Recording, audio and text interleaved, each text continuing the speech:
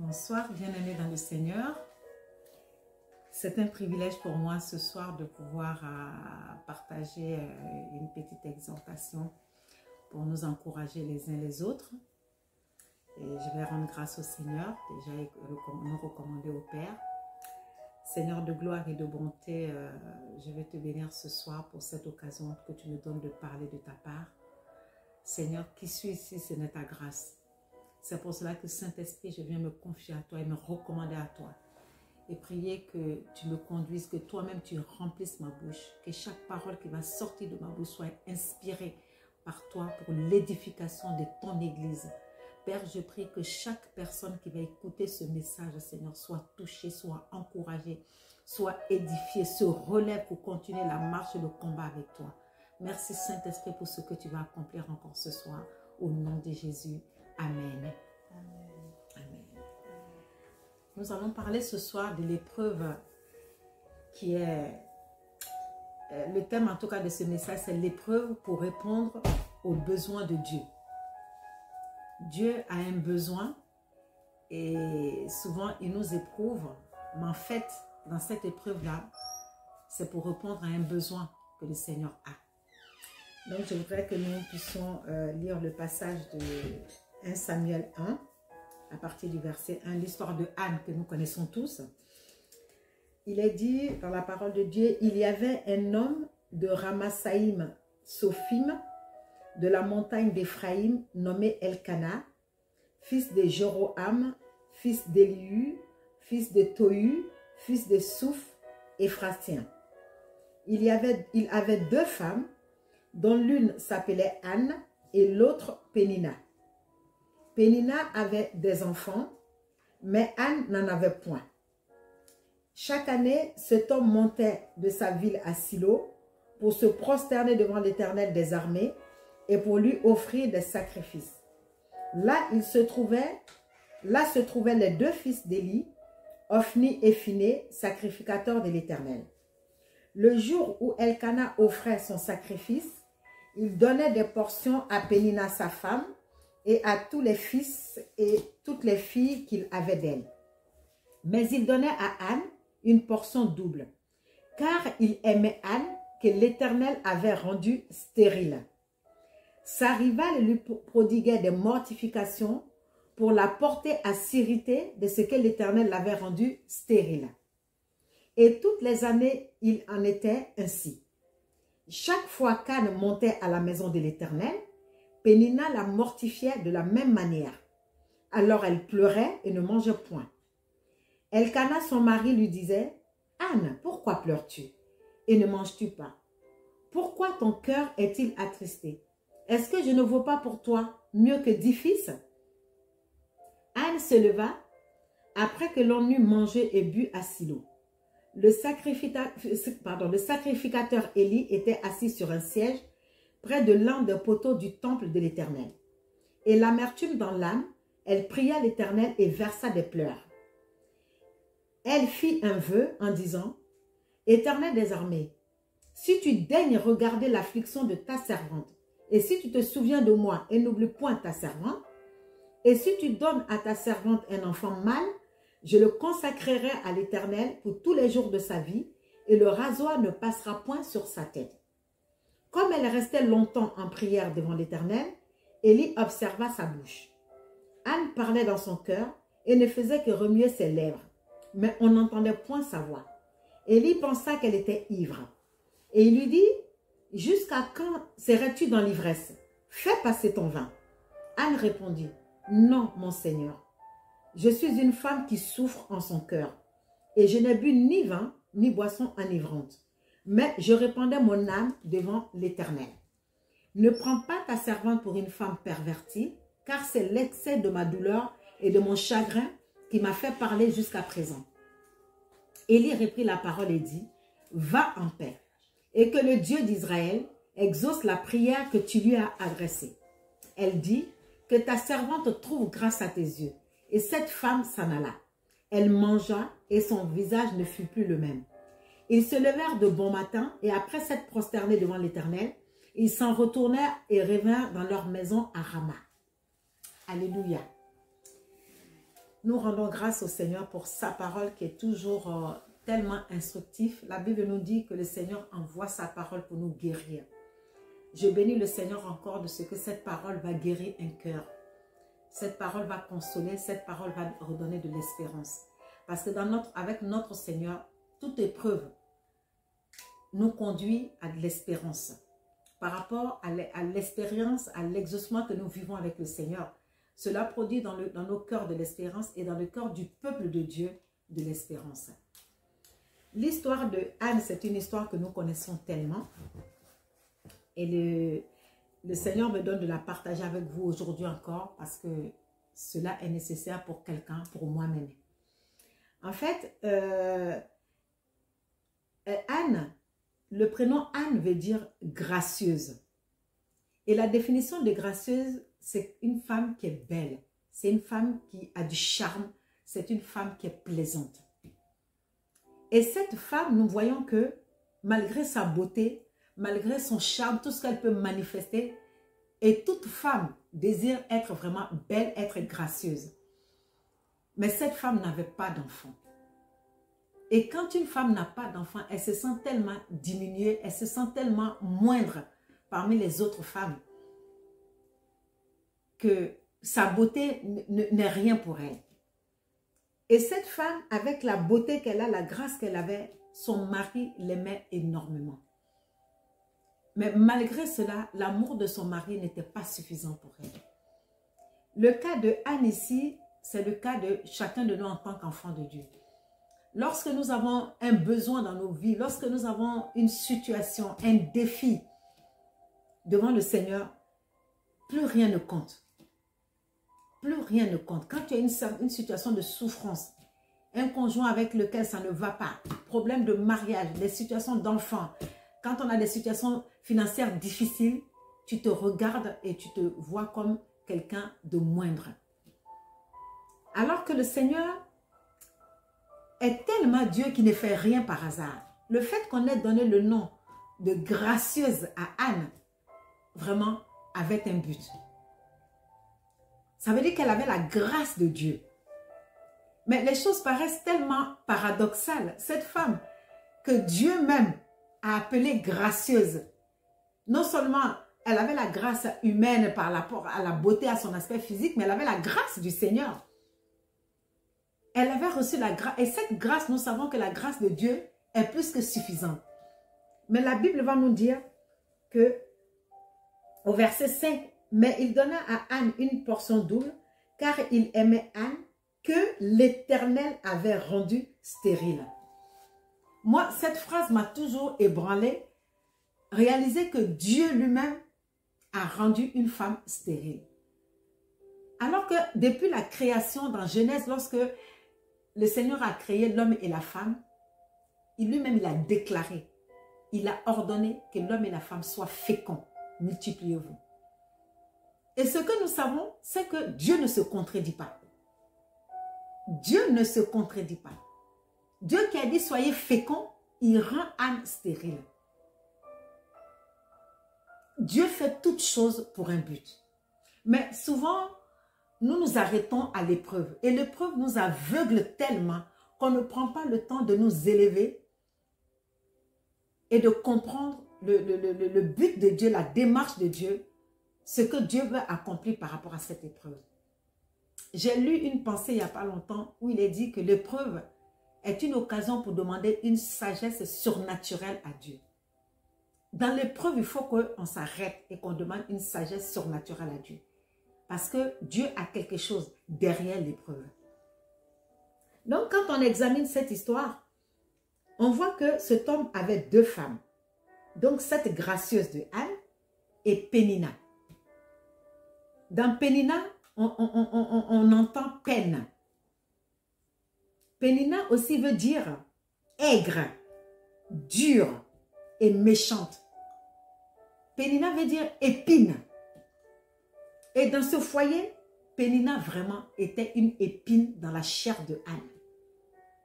Pénina lui procurait de la peine, de l'aigreur. Elle manifestait de la dureté envers Anne. Parce que pour elle, elle était privilégiée. Elle croyait que c'est elle qui avait la grâce. Parce que dans un foyer, qu'est-ce qu'une femme, le trésor le plus important pour une femme, c'est quoi? C'est des enfants. Elle avait des enfants. Anne n'avait pas d'enfants. Donc, elle martyrisait Anne. Elle blessait Anne. La parole nous dit que elle la mortifiait. Dans mortifier, il y a mort. Elle produisait la mort dans l'âme de Anne tous les jours. Et ce n'était pas une histoire d'un jour, de 2 jours. C'était une histoire d'années. Pendant des années, Anne avait cette épine dans sa chair que Pénina, vraiment, elle la piquait, mais jour et nuit avec cela. Et Anne avait beaucoup d'amertume. Elle avait de la douleur dans l'âme. Elle avait la tristesse dans l'âme. Et on nous dit ici que chaque année, cet homme montait de sa ville à Silo pour se prosterner devant l'Éternel des armées et pour lui offrir des sacrifices. Donc, l'habitude de cette famille-là, ils servaient Dieu. Ils adoraient Dieu. Elkana même, ils sont de la tribu de Lévi. C'était des sacrificateurs. Des personnes au service de Dieu qui avaient pour coutume, pour habitude de servir Dieu. Comme toi et moi. Toi et moi. Nous créons Dieu. Nous adorons Dieu chaque jour. Nous le servons. Et malgré cela, il y avait la stérilité dans le foyer. Dans nos vies, il y a une stérilité quelque part. Il y a un défi quelque part. Il y a une douleur quelque part. Il y a une écharpe quelque part, comme l'histoire, la situation de Paul, qui servait Dieu, qui était le grand apôtre. Mais ce qui est agréable ici, c'est que chaque année, malgré cette situation, parce que Elkana, il aimait tellement sa femme Anne, que moi je pense que la manière dont Anne souffrait, il souffrait comme elle, parce qu'il aurait aimé avoir des enfants de Anne aussi. Et il voyait la peine de cette femme qu'il aimait, qu'il chérissait. Mais malgré cela, il continuait à adorer son Dieu. Il continuait à offrir des sacrifices de louange et d'adoration à son Dieu régulièrement. C'est un enseignement pour chacun d'entre nous. Et on dit que lorsque le jour où Elkana offrait son sacrifice, il donnait des portions à Pénina et à ses enfants, mais il donnait à Anne une portion double. Vraiment pour exprimer l'amour qu'il avait pour elle. Mais cela ne satisfaisait pas le cœur de Anne. Parce que Anne avait un besoin plus important. Elle avait une soif dans son âme. Elle avait une faim dans son âme. La faim d'un enfant, de ses entrailles aussi. La faim du fruit des entrailles. Et rien ne pouvait combler cela. Mais lorsque nous examinons vraiment, on voit que sa rivale, donc verset 6, sa rivale lui prodiguait les mortifications pour la porter à s'irriter de ce que l'Éternel l'avait rendu stérile. Ça, c'est important à savoir. En fait, le but de la mortification, le but de la méchanceté de Pénina, c'était de conduire, d'amener Anne à maudire Dieu. Ça nous rappelle l'histoire de Job. Dans Job 2. Job 2 à partir du verset 5. Alors, donc on va commencer même peut-être à partir du verset 3. L'Éternel dit à Satan, « As-tu remarqué mon serviteur Job? Il n'y a personne comme lui sur la terre. C'est un homme intègre et droit, craignant Dieu et se détournant du mal.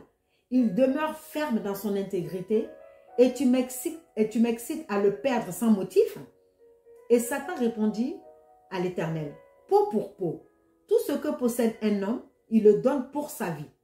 Mais étends ta main, touche à ses os et à sa chair, et je suis sûr qu'il te maudit en face. » L'Éternel dit à Satan, « Voici, je te le livre, seulement épargne sa vie. » Et Satan se retira de devant la face de l'Éternel, puis il frappa Job d'un ulcère malin, depuis la plante du pied jusqu'au sommet de la tête. Et Job prit un tesson pour se gratter et s'assit sur la cendre. Et sa femme lui dit, « Tu demeures ferme dans ton intégrité? Maudit Dieu et meurs. » Mais Job lui répondit, « Tu parles comme une femme insensée. Quoi? Nous recevrons de Dieu le bien, et nous ne recevrions pas aussi le mal? » En tout cela, Job ne pécha point contre ses lèvres. Donc, nous voyons que Satan était sûr que si Dieu lui permettait de toucher à Job, Job maudirait Dieu en face. Vous voyez, l'épreuve, la mortification viennent dans le but de nous détourner de Dieu. Mais nous voyons que c'est l'Éternel qui avait rendu Anne stérile. Il savait que quelqu'un la mortifierait. Il savait que la stérilité aurait été une douleur pour elle. On a le même cas avec Job ici, où Dieu et Satan échangent. Et Dieu donne la permission à Satan de toucher à Job. Donc, on peut dire aussi, comme Dieu a rendu Anne stérile, Dieu aussi a frappé Job. Mais est-ce que Dieu est méchant? La Bible nous dit que Dieu est un bon père. Que Dieu est bon. Sa bonté est éternelle.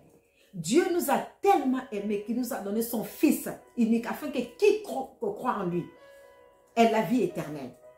Quiconque croit en lui ne périsse point. Il a livré son Fils, son unique pour nous. La Bible nous dit que Christ, le Père a donné Jésus. Qu'est-ce qu'il nous refuserait? Est-ce que ce même Dieu, si bon, peut nous frapper, peut nous rendre stériles, peut nous priver, nous mettre dans des défis, dans des épreuves, simplement pour nous rendre malheureux? Dieu sait l'épreuve, ce que ça peut nous apporter. La Bible nous dit que Jésus est venu dans la dimension humaine. Il a vécu les souffrances que nous avons vécues. Donc, il comprend. Lorsque nous sommes dans des peines, lorsque nous vivons la trahison, la détresse, la maladie, toutes sortes de choses que nous pouvons vivre, il comprend nos souffrances. Il comprend parce qu'il a été dans ce corps de chair. Et il le permet. Donc, le but de la mortification de Anne, de la méchanceté de Anne, de tout ce que Anne faisait, le but c'était que Anne s'irrite contre Dieu. Que Anne maudisse Dieu. Et lorsque nous observons, on se rend compte que il s'était... Alors, pardon, je reviens à mon passage.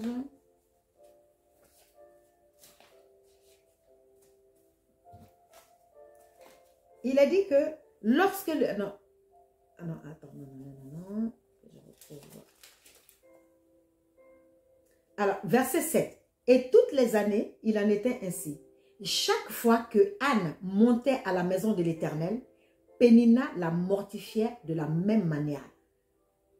Quand Anne montait à la maison de l'Éternel, c'était pour aller adorer son Dieu. C'était pour aller offrir des sacrifices à son Dieu. Et c'est à ce moment-là que Pénina la mortifiait. Vous voyez comment le diable est stratégique. Il s'aimait l'amertume, la douleur, la peine, la mort dans son âme au moment où elle se prépare à aller adorer son Dieu. Et qu'est-ce que ça produisait? On dit Anne. Alors Anne, elle pleurait et ne mangeait point. Donc elle ratait son temps d'adoration. Elle ratait son temps de rencontre avec son Dieu. Un temps où elle va offrir des sacrifices d'action de grâce. C'est les moments les plus importants de notre vie. En fait, quand le diable nous éprouve, il veut nous faire tomber toujours dans un piège. Il veut nous faire rater la présence de Dieu. Il veut nous faire rater la visitation de Dieu. Et si tu remarques bien, tu as des épreuves à des moments stratégiques. À des moments stratégiques. Le diable sait que tu dois obtenir quelque chose. Tu dois avoir une rencontre avec ton Père. C'est en ce moment-là qu'on va te mortifier. C'est en ce moment-là qu'on va te piquer avec l'épine. Pour que tu sois par terre. Parce que quand tu es dans les pleurs, tu es par terre. Ce moment-là, c'était un moment de célébration pour le peuple juif. Ils mangeaient, ils buvaient, se réjouissaient ensemble. Et Anne, donc pendant plusieurs années, Anne ratait toujours ce moment de célébration. Ce moment de fête. À cause de la douleur qu'elle avait, du fait qu'elle n'avait pas d'enfant. Mais le Seigneur est bon. Et son mari venait même pour la consoler. Anne, pourquoi pleures-tu et ne manges-tu pas? Pourquoi ton cœur est-il attristé? Est-ce que je ne vaux pas pour toi mieux que 10 fils? Et quand on est dans ces épreuves-là, souvent, nos yeux sont aveuglés, nos oreilles sont fermées. Même les encouragements, les exhortations que les uns et les autres peuvent nous apporter, la parole de Dieu que nous écoutons, ça ne pénètre pas dans notre cœur. Parce que on est tellement rempli d'amertume, on est tellement focalisé sur notre douleur, sur notre peine, que la parole de Dieu ne rentre pas. Les encouragements, même quand Dieu nous parle, nous n'entendons pas. L'époux ici, c'était comme le Seigneur. Elle n'entendait pas, elle était aveuglée par la douleur. Et souvent, nous sommes tellement focus sur nos situations que ça devient même une idole. Il y a des moments, nos épreuves deviennent une idole. On n'a plus le temps d'adorer Dieu. On n'a plus le temps de contempler la gloire de Dieu, de contempler le bien que Dieu fait dans nos vies. On est focalisé sur ce qui n'est pas encore fait. Et cela nous fait rater notre temps d'adoration. Et lorsque nous ratons notre temps d'adoration, nous avons raté l'essentiel. Nous avons raté quelque chose d'important dans notre marche avec le Seigneur. Les temps même où on doit célébrer le Seigneur avec le reste du peuple de Dieu, nous le ratons parce qu'on est tellement omnibulé par ce seul point qui n'est pas réglé. Alors que Dieu veut que nous apprenions à nous élever au-dessus des situations. Il connaît ces situations. S'élever pour aller chercher. Pourquoi il y a cette épreuve? Qu'est-ce que le Seigneur attend de moi? Qu'est-ce que le Seigneur veut faire? Et Anne refusait de célébrer son Dieu. Elle refusait de se réjouir avec les autres. Mais le Seigneur, dans sa bonté, au verset 9, il nous a dit, Anne se leva. Anne se leva. Un jour, l'Esprit de Dieu l'a interpellée. Anne a été fatiguée de ce problème. Je crois qu'il y a une révolte qui s'est créée dans son cœur. Anne s'est levée. Et quand Anne s'est levée, la situation n'a plus été la même. Mon frère, ma soeur, tu as une situation que tu vis. Tu ne fais que te lamenter, tu ne fais que pleurer. Tu ne fais qu'expliquer ce problème dans les détails, dans les contours. Tant que tu es en train de pleurer, tant que tu es en train de détailler, tant que tu es en train d'expliquer, rien ne se passera. Rien ne se passera. Tu rates la visitation de ton Dieu. Tant que tu es dans les pleurs, Dieu n'agit pas. Dieu n'agit pas parce que nous pleurons. Non. Dieu agit quand nous réalisons qui nous sommes. Quand nous réalisons le Dieu que nous avons accès au trône de la grâce. Quand nous réalisons que nous avons un Dieu bon, prêt à changer la situation, un Dieu qui nous aime et que nous nous levons dans l'esprit, nous nous levons dans la compréhension des choses de Dieu. Nous nous levons de notre position où nous sommes par terre, dans l'avenue de la lamentation, l'avenue des gémissements, des bavardages où on est en train de raconter, d'expliquer, de donner détail par détail pour que les gens réalisent à quel point ta situation est grave. Mais tu viens me raconter tous les détails. Je sais que ta situation est grave, mais ce n'est pas ça qui va changer. Je peux comprendre que c'est grave, dire ah oui, effectivement c'est grave.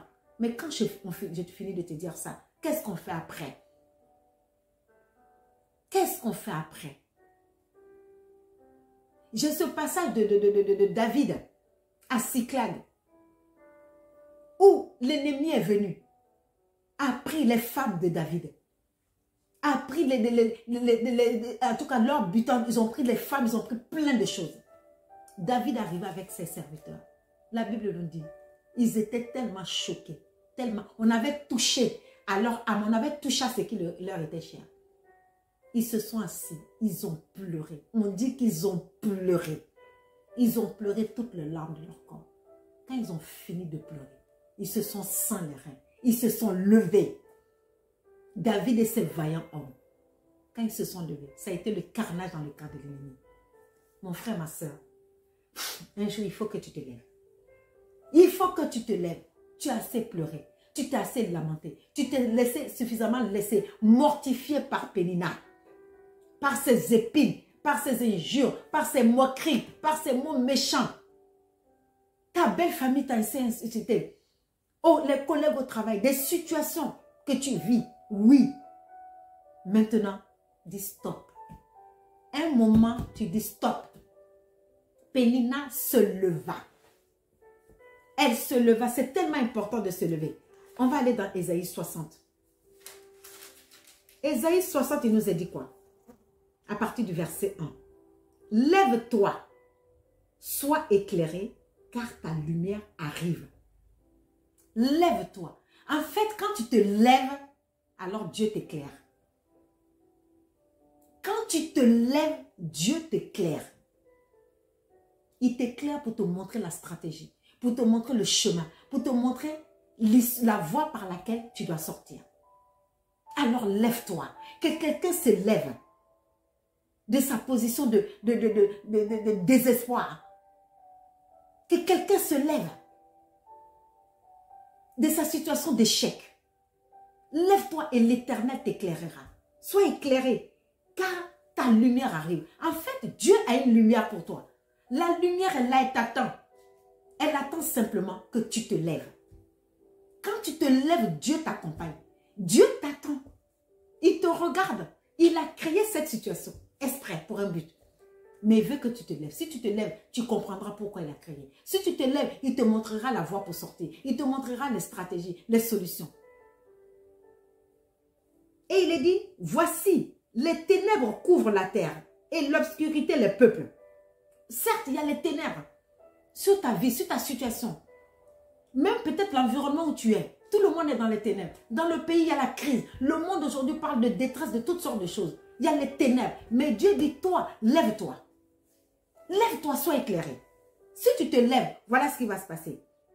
Mais sur toi, l'Éternel s'élève. Sur toi, sa gloire apparaît.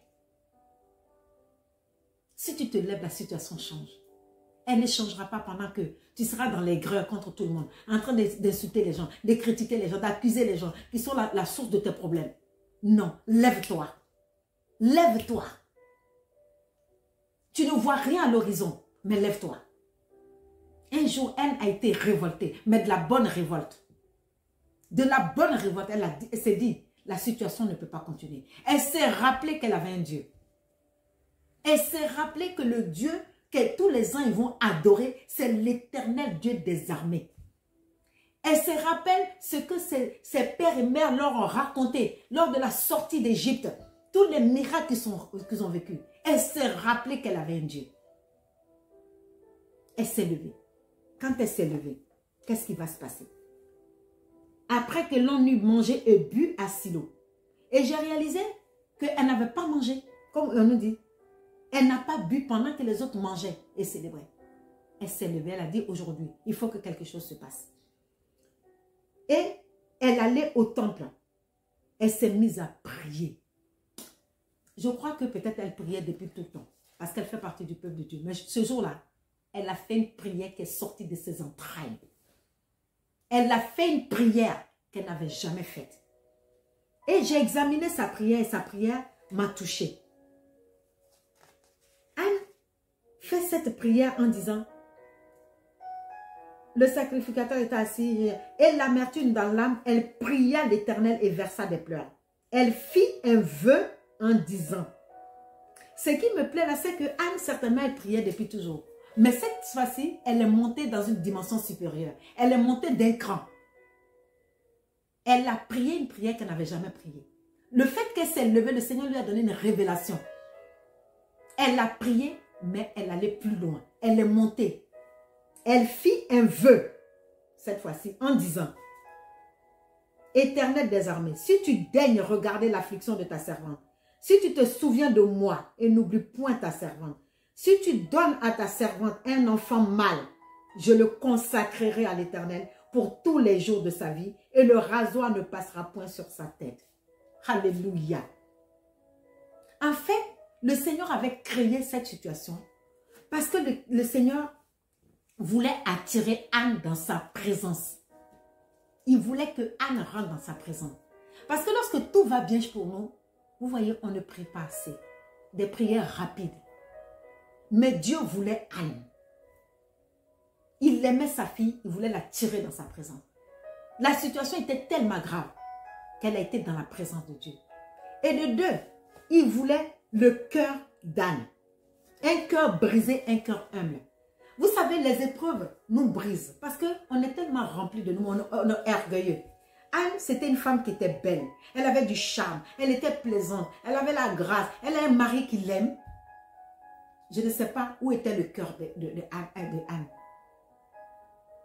En temps normal, lorsque nous avons toutes ces grâces-là, nous sommes remplis de nous-mêmes. On devient orgueilleux, on est imbu. On croit que c'est parce qu'on est sage. On croit que c'est parce qu'on est bon, on est meilleur. Et Anne s'est retrouvée brisée. Elle avait oublié sa beauté. Elle avait oublié tous ses acquis, tout ce qu'elle avait. Anne a été brisée. Le but de l'épreuve, c'est de nous briser. C'est de nous ramener au pied du Seigneur. Et regardez comment Anne va prier. Elle va prier avec humilité. Elle va prier avec calme. Maintenant, c'est des supplications qu'elle apporte à Dieu. Anne n'est pas venue se plaindre devant Dieu. Elle n'est pas venue accuser Dieu. Elle n'est pas venue revendiquer. Seigneur, je suis quand même ta fille. Elle n'a pas rappelé tout ce qu'elle avait toujours fait pour Dieu. Elle a réalisé que Dieu ne lui devait rien. Que c'est simplement sa grâce. Regardez l'humilité de Anne. Seigneur, si tu daignes, je suis tellement indigne de toi. Tellement je ne mérite rien de toi. Simplement, daigne baisser tes regards sur moi. Une prière d'humilité. Voilà où le Seigneur voulait amener Anne. Il la voulait dans sa présence. Il la voulait briser. Humble. Et en fait, Dieu aussi avait un besoin. Anne avait quelque chose en elle que Dieu voulait. Qui devait servir à Dieu. C'était ça le but de Dieu. Il voulait que Anne réponde à son besoin. Et le fait qu'elle se soit levée, qu'elle ait adopté toutes ces attitudes, le Seigneur l'a éclairée par son esprit. C'est là que Anne va faire un vœu à Dieu. C'est tout ce que Dieu attendait. Dieu avait besoin d'un prophète. En cette période-là, Dieu avait besoin d'un prophète. Et Anne avait le prophète dans son sein, dans ses entrailles. Elle ne savait pas. Et il fallait que Anne soit acculée à ce point, éprouvée à ce point, pour réaliser cela et pour proposer ce prophète à Dieu. Dès que Anne a parlé, vous voyez ce qui s'est passé. Le miracle est sorti. Parce que très souvent, nous sommes dans les situations, nous voulons sortir des situations pour notre plaisir, pour notre gloire, pour notre besoin. On n'est pas préoccupé par les besoins de Dieu. Et lorsque nous sommes préoccupés par les besoins de Dieu, cela touche le cœur de Dieu. Cela bouge le cœur de Dieu. Parce qu'en fait, Dieu ne nous bénit pas pour nous.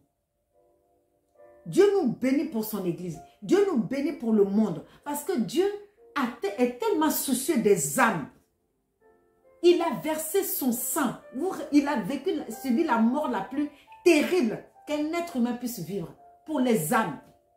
Et dans nos vies, Dieu veut toutes choses pour sa gloire et sa seule gloire. Et lorsque Anne a fait cette prière humble, regardez le prophète. Le prophète Élie a cru qu'elle était ivre. Il a même rudoyé, il a réprimandé. Anne aurait pu lui dire, mais attends, pour qui tu me prends? Mais non, je suis venue prier, pourquoi tu penses que... Mais toujours avec la même humilité, non mon Seigneur. Non mon Seigneur. L'humilité. Je suis une femme qui souffre en son cœur. Je n'ai bu ni vin, ni boisson enivrante, mais je répandais mon âme devant l'Éternel. Et son discours a touché le prophète, le serviteur de Dieu. Il a été tellement touché. C'est l'excès de ma douleur et de mon chagrin qui me fait parler jusqu'à présent. Et lui-même était touché dans son âme. Il dit, va en paix et que le Dieu d'Israël exauce la prière que tu lui as adressée. Elle dit encore, que ta servante trouve grâce à tes yeux. Et cette femme s'en alla. Anne, parce qu'elle a été éclairée, lorsqu'elle a fait la prière en fait qui était agréable à Dieu, parce que nous adressons beaucoup de prières à Dieu, mais beaucoup de prières ne sont pas agréables à Dieu. Certaines de nos prières, la plupart de nos prières ne sont pas agréables à Dieu parce que Dieu ne trouve pas son intérêt dans nos prières. Et parce que Anne a adressé à Dieu la prière qui a touché le cœur d'Anne. Anne n'était même pas encore exaucée.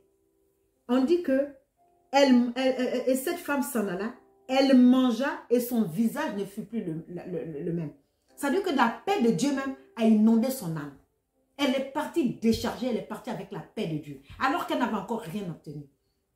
C'est pour ça que la Bible nous dit, en toute chose, faites connaître vos besoins à Dieu par des prières, des supplications et des actions de grâce. Et la paix de Dieu, qui surpasse toute intelligence, vous sera accordée. Je n'ai pas le verset en tête.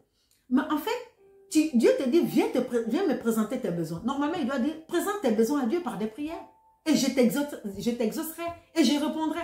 Il commence par te remplir de sa paix. Il te donne d'abord sa paix. La paix de Dieu vaut mieux que toute chose, d'abord. Anne a été déjà, elle est sortie de la présence de Dieu avec la paix. Le visage transformé.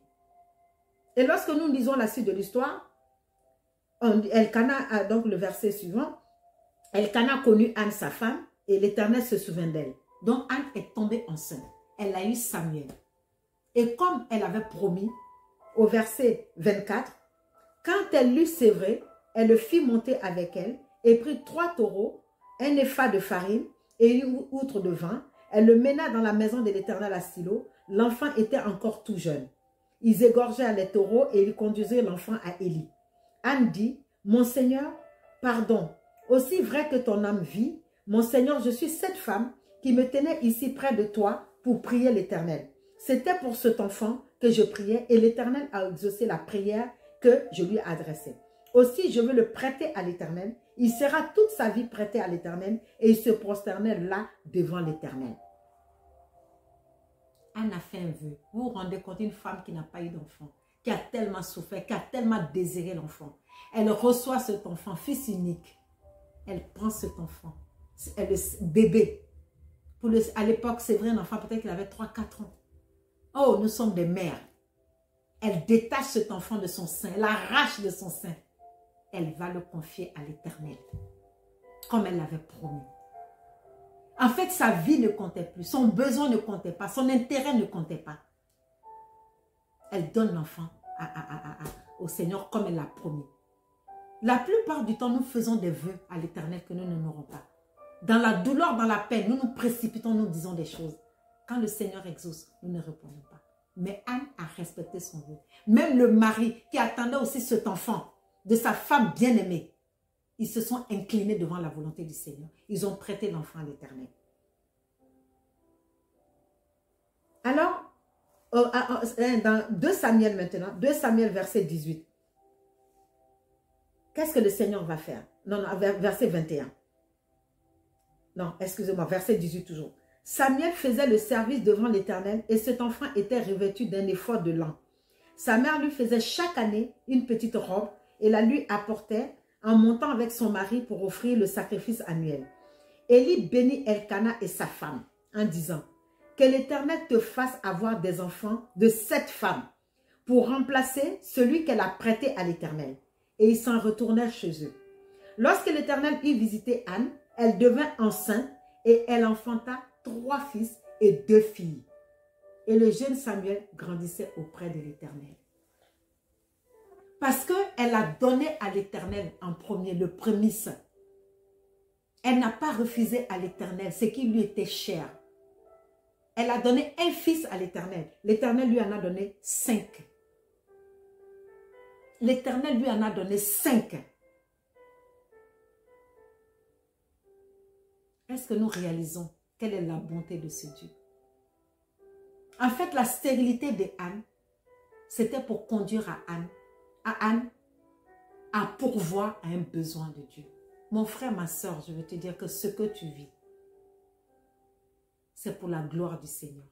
Si tu as la révélation, si tu prends le temps de chercher la face du Seigneur, si tu prends le temps de te lever, d'arrêter d'accuser les circonstances, d'arrêter d'accuser les uns et les autres, les situations, tu te lèves, tu sors de la lamentation, tu sors des jérémiades, des pleurs. Le Seigneur va te révéler sa volonté. Et tu seras l'instrument qui va pourvoir à un besoin que Dieu a pour ce temps, pour un temps précis, pour une situation précise, pour un lieu précis. Chacun de nous, nous sommes la réponse du Seigneur pour un temps précis. Que le Seigneur vous bénisse puissamment. Qu'il bénisse chacun de nous et qu'il nous donne d'être éclairés. Merci Seigneur.